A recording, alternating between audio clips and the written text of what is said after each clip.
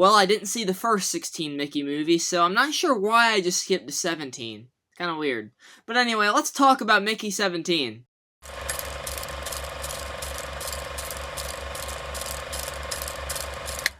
Hey everyone, welcome to my review of Mickey 17. This is the next film from Bong Joon-ho, who directed Parasite, one of the greatest films of the last 10 years. It won Best Picture, and people are really hyping Mickey 17 up as like, oh, this is going to be like the next Parasite. We need to go in with these expectations that he is going to top Parasite. Yeah, no, that's not what happened here, but anyway, if you guys haven't seen Mickey 17 yet, go watch it and come back, because this will be a spoiler review. I'm going to have a lot of spoilery thoughts for this one. And getting right down to the brass tacks here, Robert Pattinson is playing Mickey 17 and 18 primarily in this movie. Obviously, there's all the other variants of Mickey that die consistently in like a montage and stuff like that. But Robert Pattinson is killing it here, because Mickey 17 is kind of a wimp. He's kind of a loser. He's talking all like this, like, I do feel a little dizzy. And he's kind of, I don't know, he's just very weird. And then Mickey 18 is kind of more serious. He's like, I hate you. I'm gonna kill you. And it's such a weird personality shift, but it really works. Robert Pattinson has great chemistry with himself here. So what happens, basically, to cause this shift where there's two different Mickeys is that Mickey 17 falls down through the ice, and Steven Yeun's character goes up there and he's like, huh, you're probably just gonna die, right? So I can just kind of go. And then Mickey's like, yeah. And then these creatures come that Mark Ruffalo's character calls the Creepers, which, nice little nod to a Minecraft movie that comes out in a few weeks. They come and they actually save him, though. They don't eat him. They're actually kind of friendly creatures. He even chats with them briefly, and they're not here to hurt them. But that means that Mickey survives, but, you know, obviously they already reported, hey, Mickey died, so we need a new Mickey. But the problem is that they don't have a Mickey to kind of make another Mickey of. So what they have to do is make a brand new one, so that's why Mickey 18 has this kind of new personality to him. And the two meet up, and they clash, they butt heads. They're like, you're fucking my girlfriend, played by WACKY, who I really liked in Blink Twice last year. Nice to see her here. And she's Mickey's love interest, his girlfriend, and Mickey 18's girlfriend simultaneously, because they're also fucking. And she sees the two Robert Pattinsons there. She's like, this is so exciting!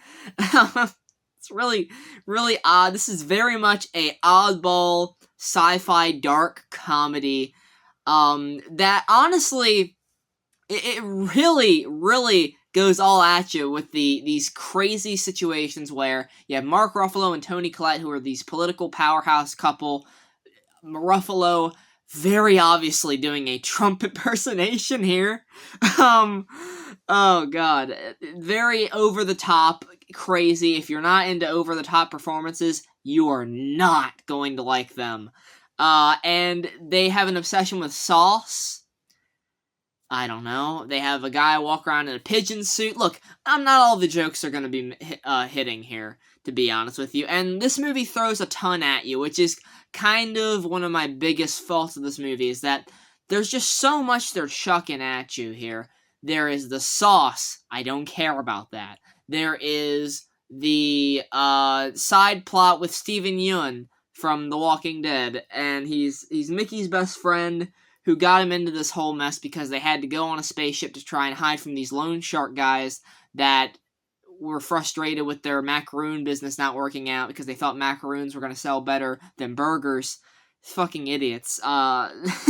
Just weird stuff like that. Bong Joon-ho is really having fun with this one, and I was having fun with them too, for the most part, but like I said, there's just one too many subplots being thrown in here, like the one with this loan shark that Steven Yeun is kind of like, I need to get this off my back, and, you know, alright, I'm gonna, you know, shift this onto Mickey, and I'm gonna kill Mickey to appease the mob, appease the loan shark guy.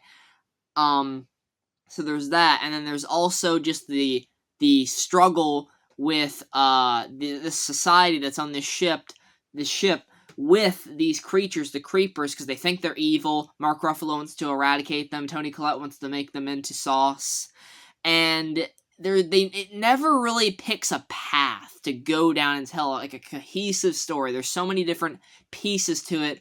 I was hoping they would just kind of narrow it down to one. Like, what is one thing that you want to go after? I get it. There is like the slavery aspect to it, where they're just putting Mickey through the ringer, very much utilizing him for their own gains, getting statistics about the planet that they're on, what sicknesses are on there, how they can cure them. And he's dying, literally dying, to give them these results. He's not, like, oh, I don't really feel like dying. And then on his 17th go-around, he's like, I don't feel like dying anymore. So by the end of this movie, they do defeat the power couple, and Mark Ruffalo explodes thanks to the sacrifice from Mickey 18 that I did feel some emotion from. I did like that. The back and forth between Mickey 17 and 18 is definitely a strength of the film. And look, even though I said they go over the top, I like Mark Ruffalo and Toni Collette in this. They are really just having fun with it. And like I said, I'm having fun with this too. I just wish it was a bit more focused. By the end, you have Naomi Ackie's character in the position that Mark Ruffalo's character was in, being this leader. But even though you're gonna have to kind of become a kind of a dictator like he was to kind of appease these people and lead them. They're teaming up with the creepers. They are not harming them anymore because they've learned that they're kind. And it just comes down to a lot of messages, a lot of allegory about animal cruelty and self-worth, stuff like that. I want to make this one kind of brief because there is way too much for me to even talk about in one review here. Overall, I'm giving Mickey 17 a 6 out of 10.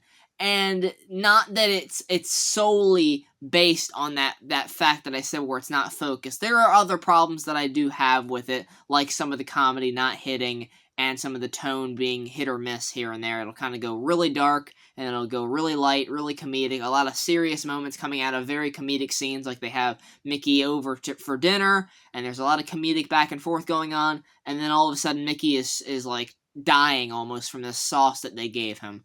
So it really does miss the mark for me. I was hoping for them to like pick a storyline to focus on for the most part, and then just have those other things to the side, where really it just felt like they didn't know what they wanted to do with it. It's gorgeously shot, great performances, great cast, but it didn't ultimately work for me. So let me know what you thought of Mickey 17 down in the comments below. What are your other thoughts on Bong Joon-ho's past films? Were you looking for this to be the next Parasite, or did you have moderate expectations like me that, no, this isn't going to be the next Parasite, but it's going to be fun? And it is, granted, it is flawed. But yeah, tell me all that down in the comments below. Next review should be Novocaine coming at you either tomorrow or Saturday. And until then, take care, everyone. Goodbye.